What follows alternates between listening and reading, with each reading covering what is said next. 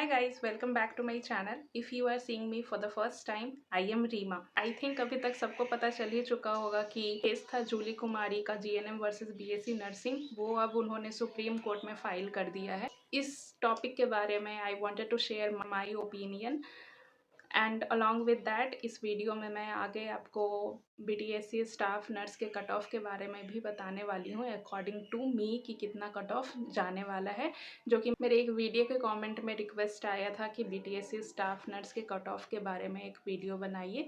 So in this video only I will share about the cut off. So sharing about my opinion कि ये case कितना matter करता है, तो according to मी जब एलिजिबिलिटी क्राइटेरिया डिसाइड हुआ था, जब एडवर्टीज़मेंट आया था, उसी टाइम अगर उनको कुछ करना था तो वो कर सकते थे, क्योंकि एक बार जो रूल बन गया है वो आई डोंट थिंक कि वो अब चेंज होने वाला है। और देखा जाए तो उनका क्या कहना है कि बीएससी वाले के पास तो बहुत सारा वैकेंसीज़ है, जैसे कि ट्यूटर का वैकेंसी हो गया, सीएचओ का वैकेंसी हो गया, लेकिन ऐसा तो नहीं है कि जब हम लोग पढ़ रहे हैं तो हम लोग क्लिनिकल एस्पेक्ट भी तो उतना ही पढ़ते हैं, हम लोग ड्यूटी भी तो उतना ही करते हैं। ऐसा तो नहीं है कि हम लोग किसी भी तरीके से बीएससी नर्सिंग वाले को वैसा ट्रेनिंग नहीं दिया जाता है जो कि जीएनएम वाले को दिया जाता है। तो वहाँ पे स्पेसिफिकेशंस तो सबका सेम ही है, बस एक एडवांटेज मिल गया है कि हम लोग एज अ ट्यूटर भी काम कर सकते हैं और सीएचओ में भी हम लोग ज्वाइनिंग ले सकते हैं। लेकिन उसके साथ साथ ये भी तो देखना चाहिए ना कि हमारा क्या है, हम लोग को 1 साल और एक्स्ट्रा पढ़ना पड़ता है, ऊपर से हमारा जो सब्जेक्ट का जो सिलेबस होता है वो भी उनके कंपैरिजन में वास्ट होता है। हम ये कहीं से भी नहीं कह रहे हैं कि जीएनएम वाले लेस एलिजिबल हैं बीएससी वाले से, ऐसा कुछ भी नहीं है। लेकिन जितना भी एग्ज़ाम्स मतलब कि जितना भी एग्ज़ाम्स आप देखते हो नर्सिंग का, चाहे वो आप आरआरबी ले लो, चाहे आप नॉर्सेट का ले लो, कोई भी एग्ज़ाम पूरे पूरे ऑल ओवर इंडिया में जितने भी नर्सिंग के एग्ज़ाम होते हैं, वहाँ पे कहीं पे भी आप ऐसा नहीं देखोगे कि सिर्फ जीएनएम वाले को ही स्टाफ नर्स के वैकेंसी के लिए वहाँ पे एलिजिबल बोला गया है। ऐसा कहीं भी नहीं, हर जगह GNM plus 2 year of experience और 1 ईयर ऑफ एक्सपीरियंस और उसके साथ बीएससी वाले अलाउड ही रहते हैं। जब हर एक सारे सेंट्रल लेवल के एग्ज़ाम्स में जब अलाउड होते हैं तो फिर बिहार स्टेट में क्यों नहीं अलाउ होगा। तो मेरा सोचना ये है कि ऐसे हम लोग ऐसे नहीं डिसाइड कर सकते हैं कि बीएससी वाले को एकदम से ही निकाल देना चाहिए, वो एलिजिबल ही नहीं है स्टाफ नर्स बनने के लिए। अगर बीएससी वाले स्टाफ नर्स बनते हैं और जीएनएम वाले बनते हैं तो दोनों का सैलरी तो सेम ही रहने वाला है। तो ऐसा तो यहाँ पे ये डिस्क्रिमिनेशन तो नहीं हो रहा है कि बीएससी वाले को ज़्यादा सैलरी दिया जा रहा है और जीएनएम वाले को कम सैलरी दिया जा रहा है। बस यहाँ पे इतना है कि और सिलेबस भी क्या था, हमने देखा कि बीटीएससी में सिलेबस भी क्या आया था, जीएनएम वाला ही आया था। तो ये ऑब्वियस सा बात है कि जो जीएनएम वाले होंगे वो जीएनएम को ही सपोर्ट करेंगे और जो बीएससी वाले होंगे वो बीएससी को सपोर्ट करेंगे। लेकिन कहीं से भी मतलब कोई किसी को भी सपोर्ट करे, लेकिन लॉस किसका हो रहा है? लॉस तो हमारा ही हो रहा है ना इन द एंड। हमारा आई मीन कि पूरे नर्सिंग का लॉस हो रहा है, क्योंकि जॉब किसी को नहीं मिल पा रहा है, जो कि अभी कितना ज़्यादा रिक्वायरमेंट है सबको, लेकिन जॉब किसी को नहीं मिल पा रहा है। केस की वजह से गवर्नमेंट को और एक मिल जाएगा इसको और डिले करने के लिए, एक और चांस मिल गया इसको डिले करने के लिए। ऑलरेडी इतना डिले हो चुका है, जो कि अगर केस नहीं हुआ होता तो शायद अभी तक उसका स्कोर कार्ड डीवी वगैरह हो चुका होता। तो किसी का कोई फ़ायदा होने वाला नहीं है, ये तो बस एक्सटेंड ही होगा। और आगे चल के अगर जहाँ तक कि मुझे लगता है और जहाँ तक कि मैंने और सुना है उसके अकॉर्डिंग तो यही होने वाला है कि कोई भी नियमावली में कोई भी चेंजेस नहीं होने वाला है। ये वैकेंसी जैसे चल रहा था वैसे ही चलेगा और किसी को भी टेंशन लेने का ज़रूरत नहीं है। जो क्वालिफ़ाई करेंगे उनका जॉब होगा, जो क्वालिफ़ाई नहीं करेंगे उनका जॉब नहीं होगा। इतना सिंपल सा बात है, लेकिन आई डोंट नो क्यों इतना केस चल रहा है। तो खैर मेरा ओपिनियन यही है कि अगर हम कुछ भी किसी भी टाइप का कोई भी ऑब्स्टेकल क्रिएट करने का कोशिश करेंगे तो वो सिर्फ सब कुछ हमारे ऊपर ही आने वाला है, हमारे फ्यूचर पे ही आने वाला है, क्योंकि हमारा एक इतना बड़ा अपॉर्चुनिटी हमारे हाथ से निकल जाएगा या फिर लेट हो जाएगा। बहुत सारे ऐसे लोग होंगे जो कब से वेट कर रहे होंगे, तो सबके लिए ये ख़राब ही होने वाला है। वीडियो के थ्रू मेरा ऐसा कोई भी इंटेंशन नहीं है कि कौन अच्छा है कौन ख़राब है, सब अपने अपने जगह पे ठीक है। जो भी जो भी इतने टाइम से जो भी नर्सिंग का एग्ज़ाम्स हो रहा है, जब सब में सबको एलिजिबल किया गया, जब हमने एडमिशन लिया था तब भी हमारा यही, ऐसा तो नहीं था कि एडमिशन के टाइम किसी को बताया नहीं गया हो कि किसका एलिजिबिलिटी क्राइटेरिया क्या होता है, किसको आगे जाके कैसा-कैसा जॉब अपॉर्च्युनिटी मिलता है। सब कुछ पहले से ही इतना क्रिस्टल क्लियर था, तो फिर अभी जाके ये सब करने का क्या तुक बनता है, मेरे को तो नहीं समझ में आता है। खैर जो भी है, अब तो सबको वेट ही करना पड़ेगा, उसके अलावा और कोई दूसरा ऑप्शन है नहीं। तो वेट करते हैं, देखते हैं क्या होता है आगे।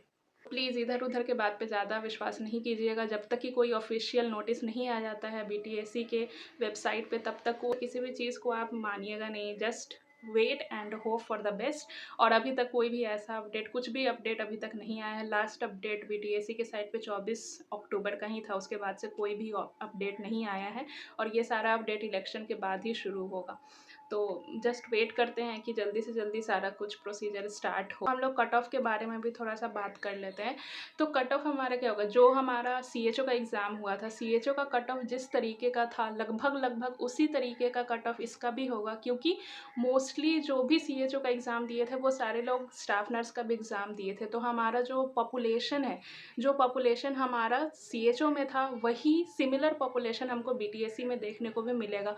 तो इस वजह से क्या होगा, हमारा कट ऑफ भी काफ़ी सिमिलर होगा। बस एक फ़र्क ये हो जाएगा कि हमारा सीएचओ में जो नंबर ऑफ़ सीट्स था वो कम था, और यहाँ पे नंबर ऑफ़ सीट्स ज़्यादा है, 11,389 सीट है इसमें।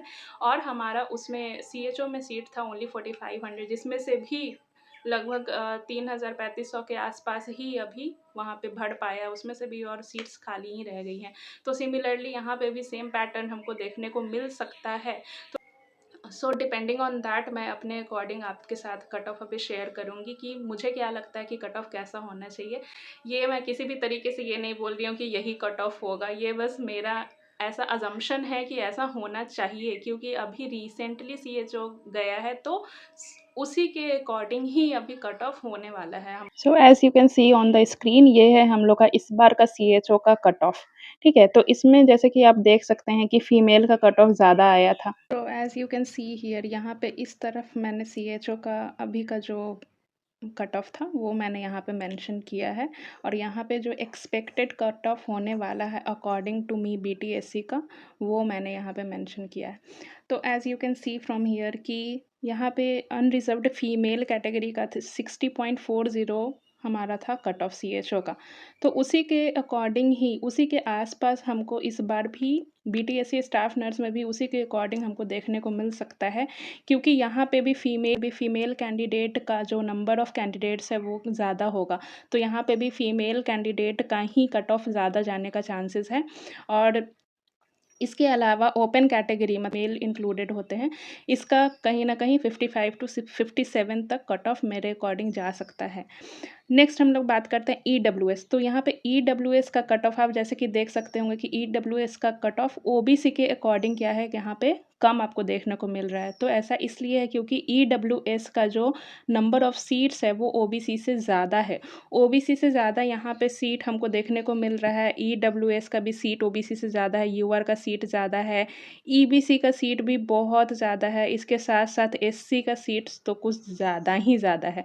तो जो एससी एसटी वाले कैंडिडेट है वो तो बिल्कुल भी मत डरिए। अगर आप मिनिमम क्वालिफाइंग मार्क्स जो हम लोग का है 32% अगर आप उतना भी ले आते हैं तो आई एम श्योर कि आपका सिलेक्शन आराम से हो जाएगा। इसके अलावा एससी में बहुत सारे सीट्स बचे भी रह जाएंगे जहाँ तक हमको लगता है। तो नेक्स्ट हम लोग बात करेंगे बीसी कैटेगरी में सबसे ज़्यादा कैंडिडेट, जहाँ तक कि मुझे लगता है कि फ़ीमेल की जो सबसे ज़्यादा कैंडिडेट होगी वो होगी हमारे बीसी कैटेगरी में और यूआर में। तो बीसी में सीट्स बहुत कम है, 900 समथिंग, 900 कुछ सीट्स है यहाँ पे ओपन कैटेगरी, और 300 इसका अगर आप 35% निकालो तो वो है हमारा फीमेल कैटेगरी के लिए सीट। तो यहाँ पे कट ऑफ का रेंज आपका 50 टू 55 तक जा सकता है, और वहीं पे ओपन कैटेगरी का रेंज आपका 47 टू 50 तक जा सकता है। नेक्स्ट हम लोग ईबीसी का बात करेंगे। तो ईबीसी में क्या है कि ईबीसी में नंबर ऑफ़ सीट्स ज़्यादा है, तो यहाँ पे क्या होगा, हमारा बीसी से कम कट ऑफ हमको देखने को मिलेगा। तो वो रेंज हमारा 45 टू 50 तक हो सकता है, और ओपन कैटेगरी का रेंज हमारा 32 टू 40 तक हो सकता है। और अगर ये आपको समझ में आ गया होगा कि कहीं न कहीं मोर और लेस हमको सेम ही रेंज देखने को मिल सकता है। बस यहाँ पे एक ये डिफ़रेंस आ जाएगा कि यहाँ पे नंबर ऑफ़ सीट्स ज़्यादा है, जिसकी वजह से 1-2 नंबर हमको कम देखने को मिल सकता है। इसके अलावा यहाँ पे डिफ़िकल्टी लेवल भी अगर हम देखें तो सीएचओ के अकॉर्डिंग थोड़ा-सा डिफ़िकल्टी लेवल हाई था बीटीएससी का, तो उसकी वजह से भी कट ऑफ थोड़ा-सा कम होने का चांसेस यहाँ पे हो सकता है। इसके अलावा यहाँ पे नेगेटिव मार्किंग भी है, जो कि हमारा सीएचओ में नो नेगेटिव मार्किंग था। सीएचओ में किसी भी टाइप का कोई नेगेटिव मार्किंग नहीं हुआ था। यहाँ पे नेगेटिव मार्किंग है, जिसकी वजह से भी हमारा कट ऑफ क्या होगा, डिक्रीज़ होने का चांस है। लेकिन इतना डिक्रीज़ नहीं हो जाएगा कि आप सोचिएगा कि यूआर में आपका जस्ट आप क्वालिफाइंग नंबर लाएँगे तो आपका सिलेक्शन हो जाएगा। आई डोंट थिंक कि ऐसा कुछ होगा। और मेन हम लोग बात कर लें जो फीमेल का अलग से रिज़र्वेशन है 35% का, तो उसमें जो ओनली फीमेल का है वो कट ऑफ हमारा 48 टू 52 तक मेरे अकॉर्डिंग जा सकता है।